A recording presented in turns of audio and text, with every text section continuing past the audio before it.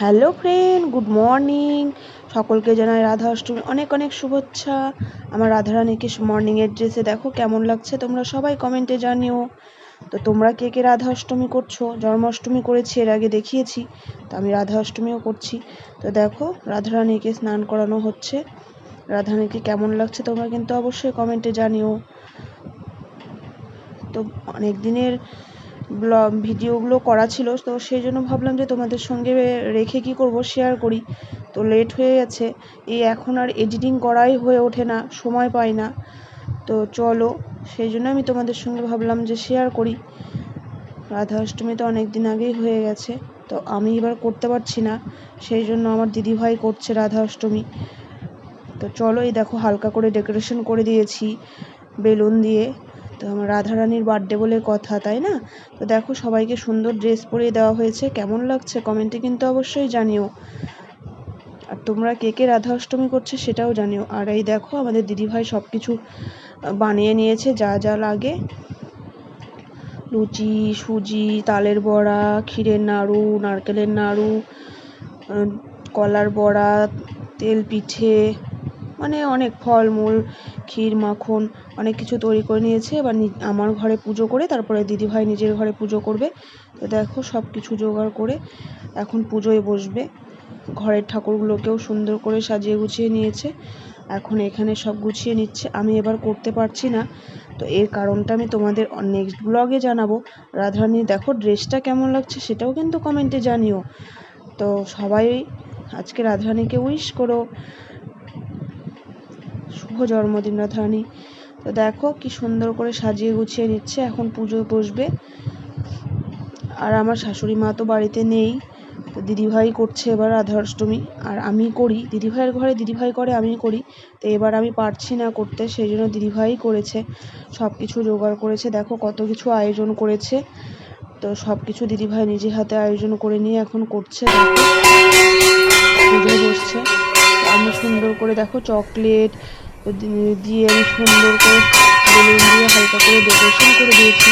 আমার ঠাকুর ঘরটা যেহেতু ছোটো, সেই জন্য আমাকে বাইরে মানে ঠাকুর ঘরের সামনেই করতে হয়। তো এবার দিদিভাই দেখো পুজোয় বসে পড়েছে। রাধারানীর তো 12টার মধ্যেই কমপ্লিট করতে হয়, 12টার মধ্যে, 12টায় জন্ম, সেই জন্য আমরা দিন 12টায়, আর গোপু সোনার রাত্রি 12টায়, সেই জন্য রাত্রি 12টার মধ্যেই করতে হয়। তো দেখো এখন 12টা বাজে, তো আমার সব পুজো কমপ্লিট হয়ে গেল। দিদিভাই নিচে চলে এসেছে, নিচে এসে দেখো নিচে গোপু সোনা আর রাধারানীকে কেমন লাগছে সেটাও কিন্তু কমেন্টে অবশ্যই জানিও। তো নিচেও এখন করে নিচ্ছে, দেখো কত সুন্দর করে সব কিছু দিদিভাই নিজেই আয়োজন করেছে। তো চলো, আমি সেই জন্য ভাবলাম তোমাদের সঙ্গে শেয়ার করে ফেলি। তো তোমরা কে কীভাবে হচ্ছে রাধা অষ্টমী কেমন করে করছো সেটা কিন্তু অবশ্যই জানিও। আমি আমার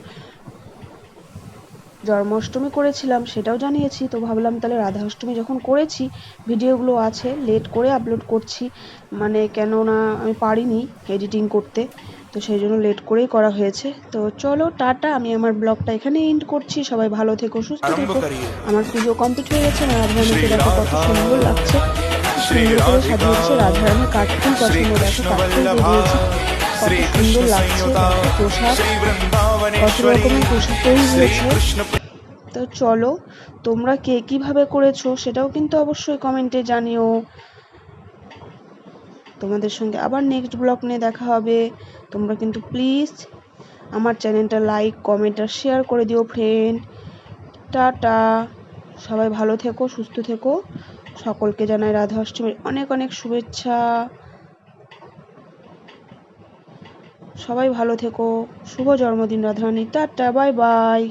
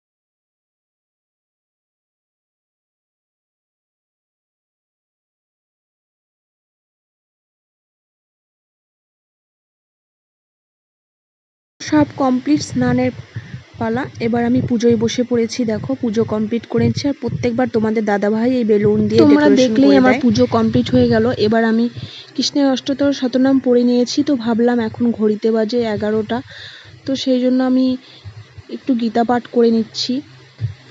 তো আজকের দিনে গীতা পাঠ না করলে আর ভালো লাগছে না, সেই জন্য একটু গীতা পাঠ করে নিচ্ছি। আর আমি প্রত্যেকবার ফ্রেন্ড 12টার দিকেই পুজো স্টার্ট করি। এবার বেশিক্ষণ উপোস করে থাকতে পারবো না, অনেক সকাল থেকে উপোস করে আছি, তার রিজনটা আমি তোমাদের পরে জানিয়ে দেব। আর দেখো এখন ঘড়িতে 11টা বাজে, আমার পুজো প্রায় সম্পূর্ণ করে নিয়েছি। আর দেখো আমার কুট্টু সোনা এখন চলে এসেছে কেক কাটার জন্য। তো চলো, happy birthday to you, happy birthday to you dear Gopu সোনা, হ্যাপি বার্থডে টু ইউ। আমার গোপু সোনা দেখো কেক কাটা হয়ে গেল, আমার কুট্টু সোনা কাটছে আর খাইয়ে দিচ্ছে গোপু সোনাকে, ওর গোপু ভাইকে। ও বলছে আমি যা যা আছে এখানে সব খাইয়ে দেবো। আর এই দেখো চকলেট গিফট করছে গোপু ভাইকে। তো চলো ফ্রেন্ড, আমার সব কিছু কমপ্লিট।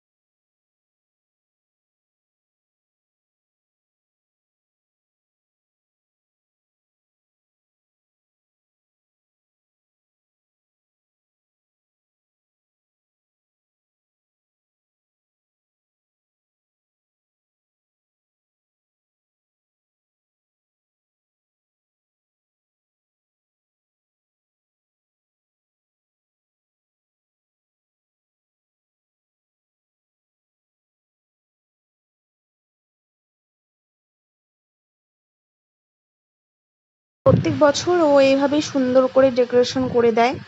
তো চলো টাটা, গুড নাইট ফ্রেন্ড।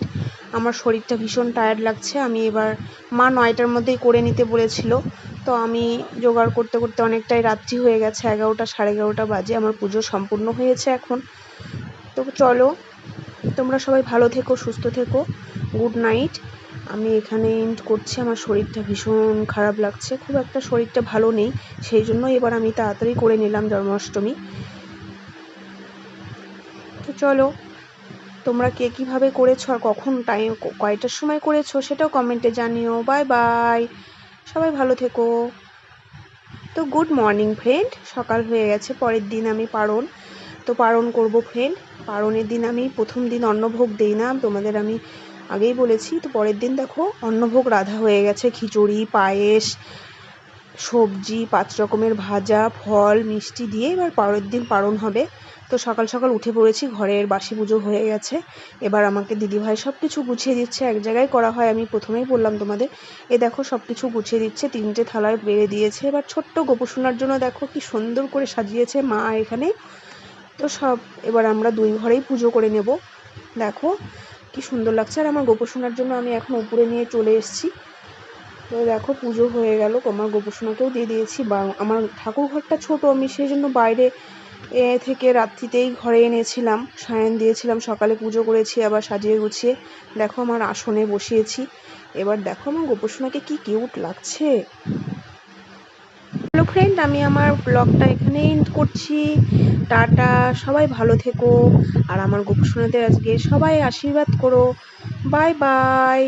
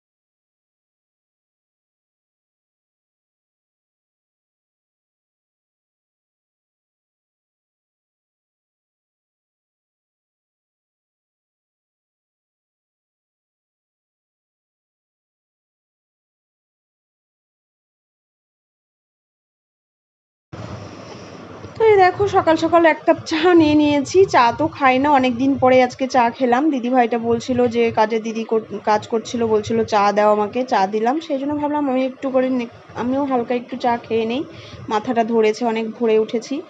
তো সেই জন্য কুট্টুসোনা দুধ হরলিক্স আর চা খেয়ে নিচ্ছে। আমি তো চা খাবো, কুট্টুসোনা দুধ হরলিক্স আর বিস্কিট খেয়ে নেবে। ওর খাওয়া নিয়ে ভীষণ জেদ করছিল আর বলছিল আমি স্নান করব, আমাকে কেন স্নান করিয়ে দাওনি। আমি যেহেতু করেছি ও এখন স্নান করবে, তো ওকেও করিয়ে দেবো ফ্রেন্ড। তো চলো আমি যতটা পারবো তোমাদের সঙ্গে শেয়ার করব। তো ভাবলাম দেওরের আশীর্বাদ, তো আশীর্বাদ থেকে স্টার্ট করি, বিয়ে পর্যন্ত যতটা পারবো শেয়ার করব।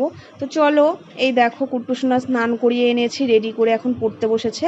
স্কুলে যায়নি আজকে ও, সেই জন্য ভাবলাম যে বললাম যে কুট্টুসোনা তুমি বসে বসে হোমওয়ার্কগুলো করো। এই দেখো করছে বাড়িতে বসে বসে এখন। এত কথা বলে মা আমাকে, তুমি যখন উঠেছো তখন ডাকুনি কেন, অনেক কথা ওর। তো চলো পড়াশোনা কমপ্লিট, আমি এখন একটু ভাত করে নিয়েছি। এই যে আলু সিদ্ধ ভাত, আমি কুট্টুসোনা খুব ভালোবাসে আলু সিদ্ধ ভাত। তো তোমরা কার কেমন লাগে আলু সেদ্ধ ভাত খেতে অবশ্যই কমেন্টে জানিও। আমার কুট্টুসোনার কিন্তু ভীষণ ভালো লাগে, ও সবজি ছাড়া আলু সেদ্ধ ভাতই ঘি দিয়ে বেশি ভালোবাসে খেতে। তো চলো আমাদের খাওয়া দাওয়া পর্ব কমপ্লিট হয়ে গেছে, এখন আমরা রেডি হয়ে বেরিয়ে পড়বো কাকিমনির বাড়িতে। এই দেখো চলে এসেছি, সব লোকজন মেয়ের বাড়ি থেকে চলে এসেছে। তো জাস্ট আমার ননদ যা, ওদের জন্যই ওয়েট করা হচ্ছিল। পুরোহিত মশাই বসে পড়েছে, আমার শাশুড়ি বসে আছে, ফোন করছিলাম ওদের। তো বাড়ির মেয়েরা না এলে আশীর্বাদ স্টার্ট করা যায় বলো, কোনো কাজই সম্পূর্ণ হয় না। তো এই দেখো আমার দেওর বসে পড়েছে, কেমন লাগছে আমার দেওরকে কমেন্টে কিন্তু জানিও। আর এই পাশে দেখো আমার দুই ননদ ভাগ্নি সবাই চলে এসেছে, যা সবাই চলে এসেছে, এখন আশীর্বাদ শুরু হয়ে গেছে। তো সবাই সবার মতন আশীর্বাদ করে নিল, পুরোহিত মশাই আশীর্বাদে বসে পড়েছে। ওরা ছিল না কারণ বাচ্চাদের সবার পরীক্ষা, আগে আসতে পারিনি। তো আমি সাইডে চলে গেছিলাম, সবার আশীর্বাদ করা হয়ে গেছে। তো বলছে ছোট বৌদি কোথায় গেল, ছোট বৌদি বলে কথা। তো আবার ডেকে আমি আবার আশীর্বাদ করছি, আর বেশ ভালোই দেওরের সঙ্গে মজা হচ্ছিল, দই দিচ্ছিলাম, মিষ্টি দিচ্ছিলাম, খুব মজা হচ্ছিল আর কি।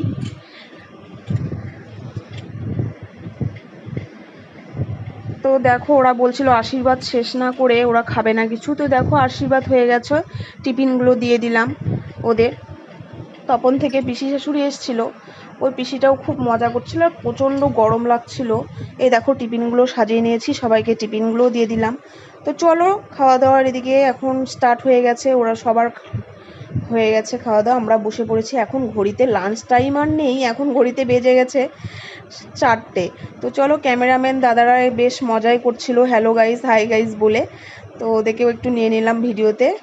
আমরাই শেষে বসে পড়েছি, সর্দি ভাই, বদ্দি ভাই, তারপরে আমার যা দিদি ভাই, আর আরও একটা দিদি ভাই ছিল, আর আমি, এই 5জন মিলে একসঙ্গে বসেছি খেতে। বসে খুব মজা হচ্ছিল, অনেক অনেক গল্প হচ্ছিল, মানে একসঙ্গে বসলে যা হয়, অনেক দিন পরে সবার সঙ্গে দেখা, এই দিনটা জানি না আর কবে আসবে। খুব মজা হচ্ছিল। তো খাওয়ার রান্নাগুলো বেশ টেস্টি হয়েছিল, ওই যে সর্দি ভাই বলছে বেশ ভালোই হয়েছে রান্নাগুলো, প্রত্যেকটা রান্নাই ভীষণ টেস্টি হয়েছিল।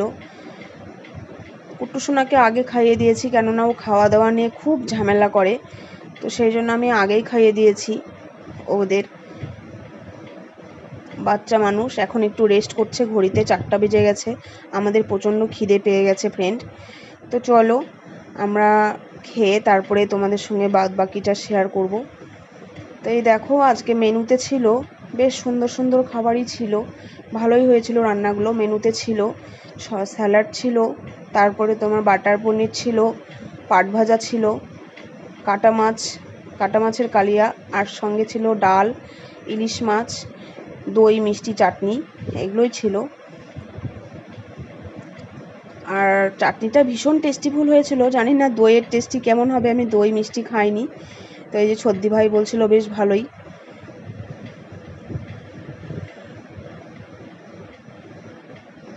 চলো আমাদের খাওয়া দাওয়া পর্ব প্রায় কমপ্লিট হয়ে এসেছে।